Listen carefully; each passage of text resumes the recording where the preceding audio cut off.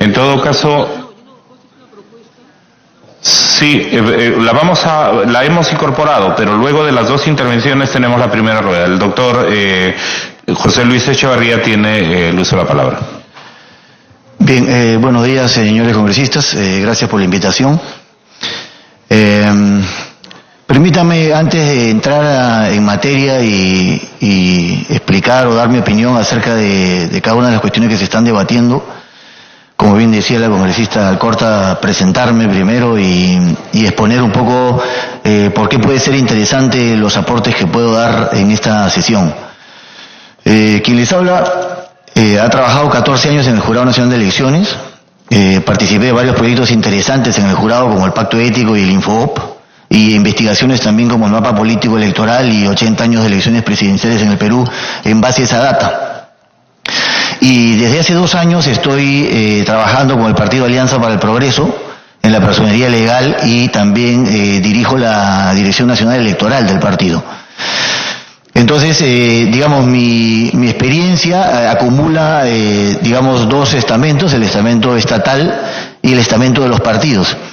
Y he sido testigo presencial de la última elección regional y municipal en la organización y en todo lo que implica la postulación de un partido político de alcance nacional en una elección de este tipo. Por lo tanto, los procedimientos internos del partido y la dinámica la conozco perfectamente y por lo tanto, más allá del mensajero, lo que importa es el mensaje.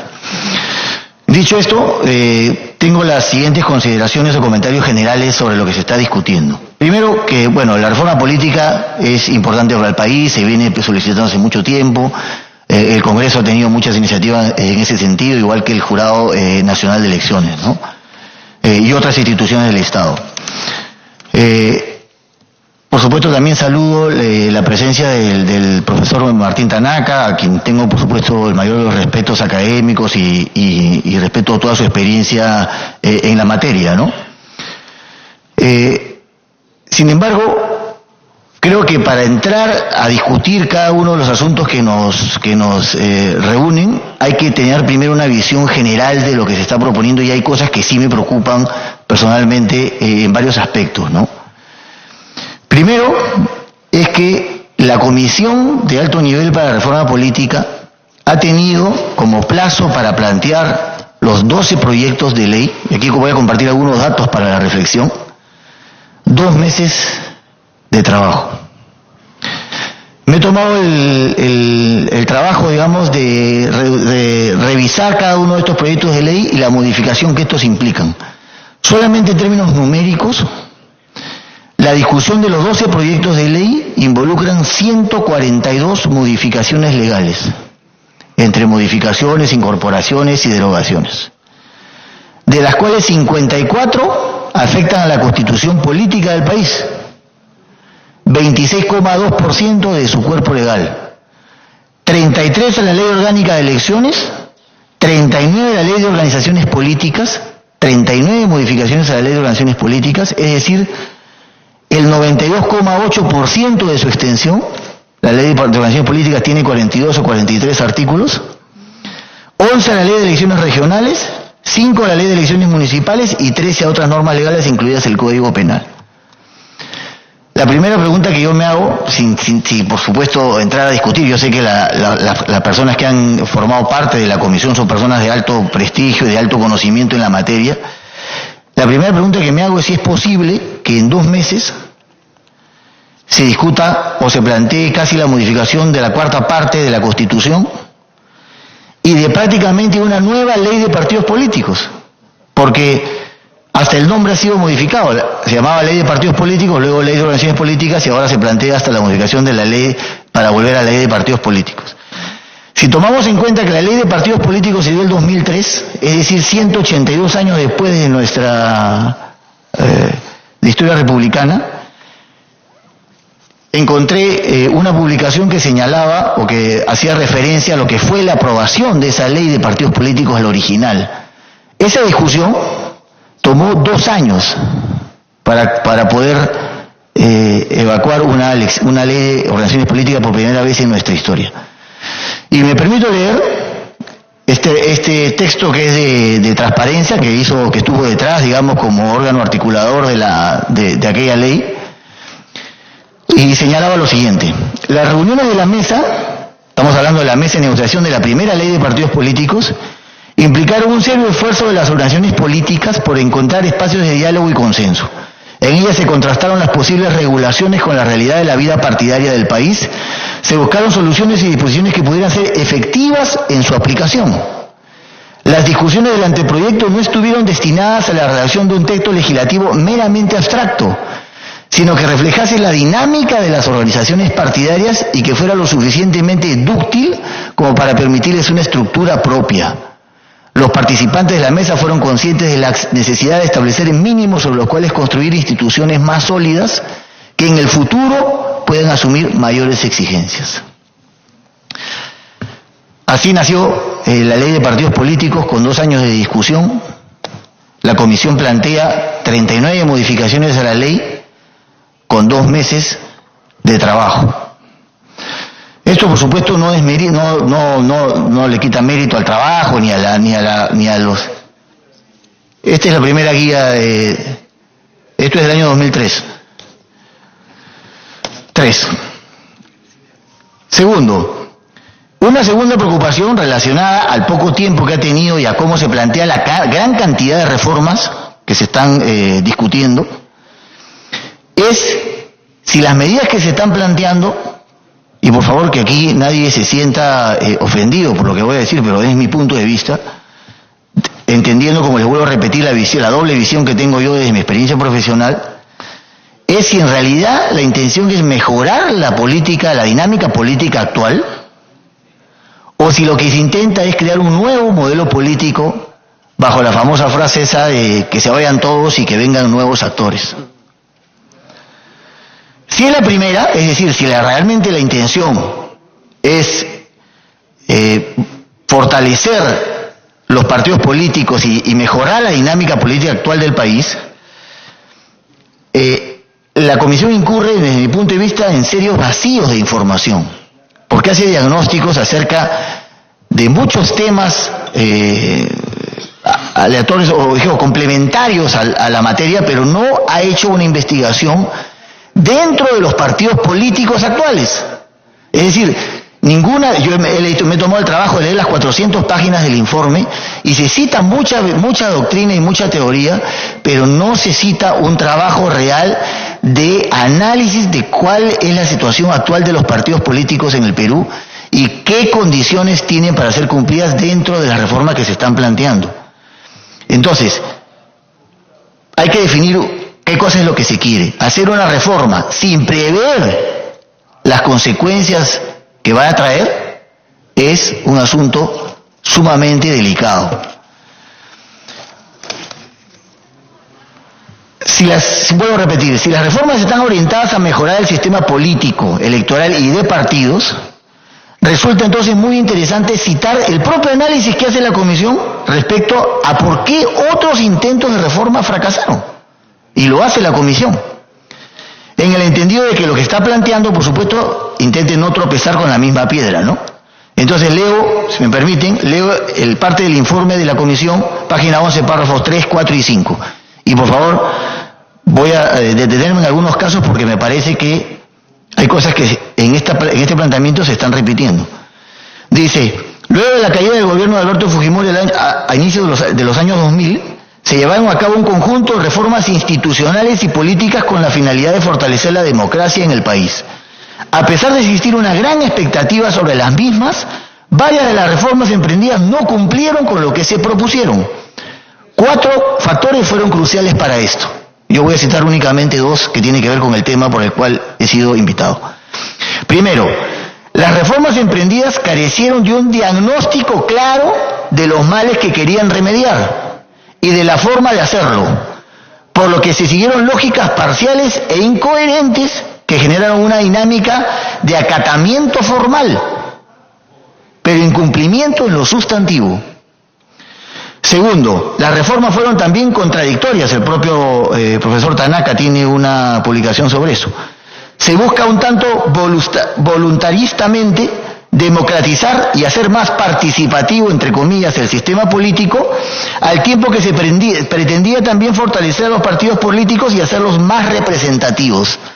Así, por ejemplo, y esto es importante, las reformas exigieron mucho de los partidos, legislación excesivamente reglamentarista, formalista, con carácter punitivo antes que promocional,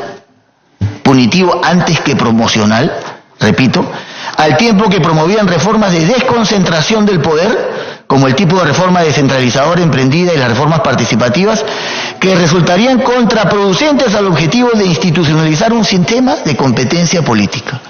Es decir, la Comisión señalaba como uno de los factores de fracaso de otras reformas políticas anteriores, primero, el exceso de reglamentarismo, y segundo, la falta de un carácter promocional de los partidos, más bien privilegiando un carácter punitivo sobre las obligaciones de los partidos. Segundo, las reformas en muchos aspectos no fueron en la práctica más allá del cambio legal, generando una brecha, generando una brecha de implementación considerable. Es decir, las reformas se quedaron en el papel, costó aplicarlas y hubo un proceso de tiempo en el medio de las mismas para poder ser aplicadas. Sin capacidades efectivas de sanción frente al incumplimiento, con una débil institucionalidad estatal, sigo citando el diagnóstico de la propia Comisión, no se puede acompañar la implementación de los procesos de reforma política, por ejemplo, en cuanto a mecanismos de financiamiento público o el desarrollo de mecanismos de control y sanción adecuados por parte de organismos competentes como la Contraloría, el Ministerio Público o el Poder Judicial. Además, algunas de las propuestas de reforma pecaron de voluntaristas y de difícil implementación. Como puede apreciarse, a la luz del diagnóstico, como ya he citado, de la propia Comisión, se esperaría entonces que el paquete de reformas entregado, como fruto de su trabajo contrarreloj, como ya lo he mencionado, no incurra por lo menos en parte de los errores ya reconocidos. Sin embargo, desde mi punto de vista me temo que esto no ha sucedido, por lo menos en el eje relacionado al fortalecimiento de los partidos políticos, cuyo objetivo es, abro comillas, tener partidos políticos, naciones políticas regionales más fuertes y representativas. Y voy a entrar a un análisis un poquito ya más en materia, voy entrando en materia. Efectivamente, como dice la Comisión, en el eje 1, para tener partidos políticos y organizaciones políticas regionales más fuertes y representativas, se plantean 30 medidas reformistas, 30 medidas de reforma, son las que plantea la Comisión. En este eje, estoy citando y está textualmente a lo que plantea el informe de la Comisión. Y me he tomado el trabajo de analizar cada una de estas 30 para ver cómo impacta sobre los partidos y qué va a requerir de los partidos políticos para poder cumplirlas. 11 de ellas demandarán exigencias organizativas a los partidos, es decir, se van a tener que adecuar los partidos a 11 de estas medidas. Luego vamos a ver el detalle de cada una de ellas. 10 de esas medidas están destinadas a generar la disminución del número de partidos existentes, o sea, barreras para que desaparezcan. Van 21. 4 de ellas facilitarían el ingreso de nuevos partidos políticos, es decir, flexibilizan las normas para el ingreso de nuevos partidos, y 5 pueden considerarse neutras o no gravitantes, digamos, en la supervivencia de los partidos políticos, ¿no? Es decir, 21 de 30 de estas medidas o son exigencias para los partidos o son medidas destinadas a cortar la vida de los partidos si es que no logran adecuarse o cumplirlas. Entonces, en conclusión, y para ir cerrando esta parte, si vemos sumas y restas, podemos afirmar que la reforma política flexibiliza el ingreso de nuevos partidos políticos. Incorpora exigencias muy fuertes en algunos casos a los partidos existentes y crea las condiciones para su desaparición si no las cumplen. Entonces, vuelvo a hacerme la misma pregunta. ¿La intención de la reforma es fortalecer a los partidos y mejorar la representación? ¿O crear un nuevo escenario político en el Perú con nuevos actores y nuevas prácticas? Como Como todo indicaría que lo que se pretende es usar el garrote y no la zanahoria, porque yo no leo, no he encontrado, salvo una pequeña modificación en el financiamiento público directo en cuanto a que se puede usar en las campañas, yo no encuentro a lo largo del texto ninguna medida promocional para los partidos. Es decir, no encuentro ningún incentivo para los partidos. Más bien, solamente se encuentran exigencias. Algunas de ellas son atendibles y son razonables, y algunas de ellas van a ser muy difíciles de cumplir, como lo voy a demostrar en la práctica, con cifras que también he traído para contrastar lo que estoy aseverando. Entonces, como se pretende o tiene una inclinación más hacia el garrote que hacia la zanahoria, es decir, más hacia la exigencia que al incentivo, permítame esta parte citar al profesor Dieter Nolen, uno de los politólogos más reconocidos en el mundo entero, ¿no es cierto?, para graficar cuál es el peligro o el riesgo que se corre con este tipo de medidas o este tipo de diseños, ¿no? Dice Nolen: desde nuestra perspectiva histórico-empírica, todo diseño tiene que considerarse más bien a nivel particular, diseño de las reformas políticas estamos hablando. El diseño comienza con los problemas de representación o de gobierno concretos que se presentan en contextos sociopolíticos determinados.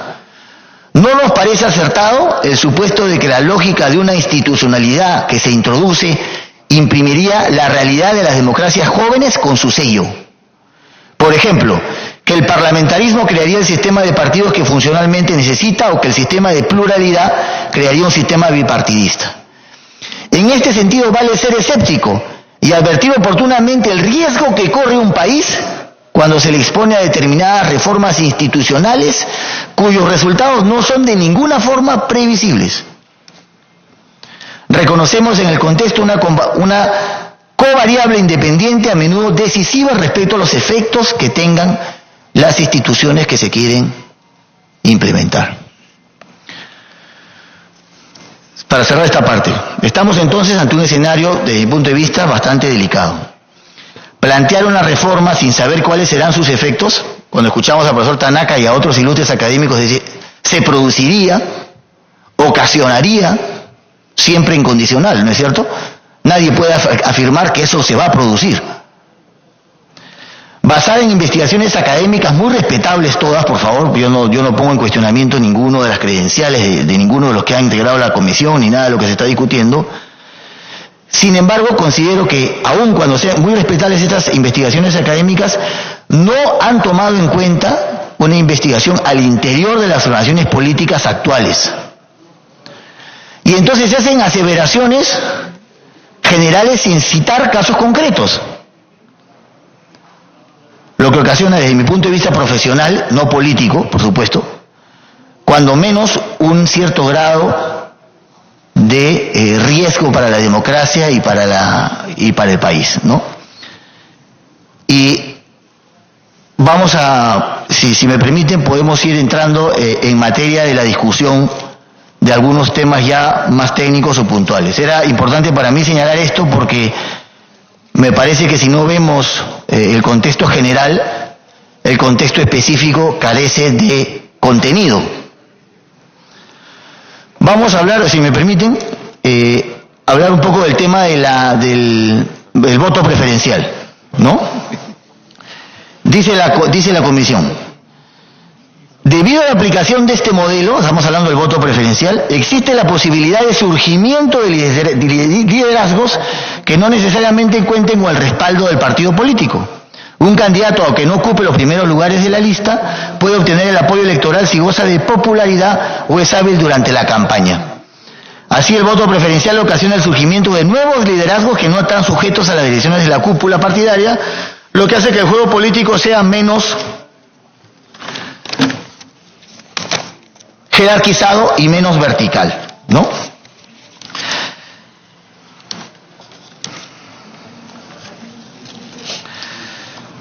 Me pregunto, si el voto preferencial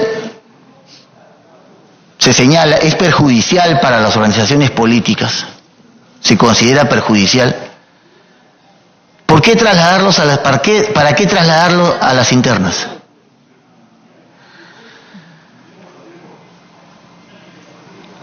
las elecciones internas con voto preferencial,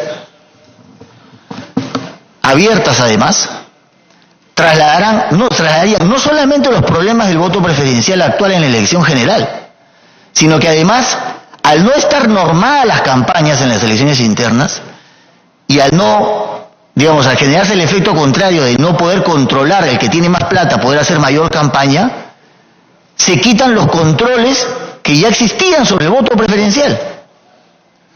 Los controles actuales sobre el voto preferencial, al trasladarse a las internas, se diluyen. Por lo tanto, yo personalmente no veo argumento a favor. Señala el profesor Tanaka que hay una costumbre de la ciudadanía y que eso se perdería una especie de derecho que ya se ha adquirido. No encuentro yo un argumento sólido para decir, si estamos atacando el voto preferencial y vemos que eso es perjudicial para las organizaciones políticas y genera fragmentación, trasladarlo a la elección interna sin, vuelvo a repetir, los controles que sí tiene el voto preferencial en una elección general. Entrando al tema de las elecciones internas. Se señala, aquí voy a compartir algunas cifras de la última elección interna de Alianza para el Progreso en las elecciones regionales y municipales del año pasado. Se señala como uno de los cuestionamientos al modelo actual de elecciones internas en los partidos, el hecho de que los propios afiliados han cuestionado las elecciones internas y estas no tienen una legitimidad real, ¿no? En las elecciones pasadas, voy a citar el caso del partido con el que trabajo y al que conozco personalmente,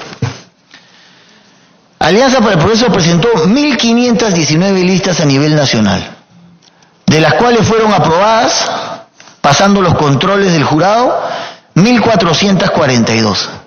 Se perdieron 77 listas en el camino.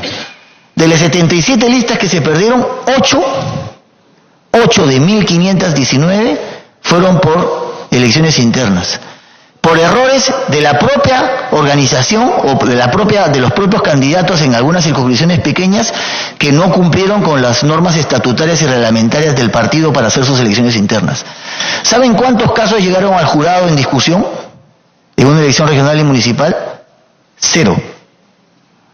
Ni un solo caso de elecciones internas en una elección regional y municipal de Alianza para el Progreso llegaron al jurado en discusión.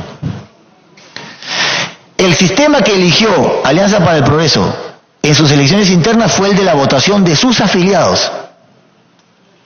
Por lo tanto, necesitó que los afiliados del partido estuviesen en el padrón electoral que se le entregaba al ROP para poder votar en la elección interna distrital, provincial y regional. Nosotros teníamos distrital con votación de todos los afiliados, provincial por votación de delegados y regional por votación de delegados provinciales, es decir, piramidal, ¿no? Y hay serias contradicciones en los planteamientos que se están presentando. Primero, por ejemplo, se habla de que debe existir una afiliación mayor a 1 año. Bueno, la realidad indica que hay que entregarle el padrón electoral al registro de organizaciones políticas, según la norma actual, 1 año antes de la convocatoria de elecciones. Esto sería en abril del próximo año. ¿No es cierto? Por lo tanto, el año de afiliación no se va a cumplir. No se podría cumplir. Respecto a la modalidad de elección interna que se plantea, una elección interna abierta. Es curioso, por decirlo de alguna manera, que hay una cita en el informe de Un momentito, por favor, doctor. Sí. Pedimos en galería, por favor, a miembros de la prensa o quienes estén guardar el silencio correspondiente para la sesión. Por favor, en galería, guardar el silencio correspondiente. Gracias. Puede continuar, doctor. Gracias. Gracias, presidente.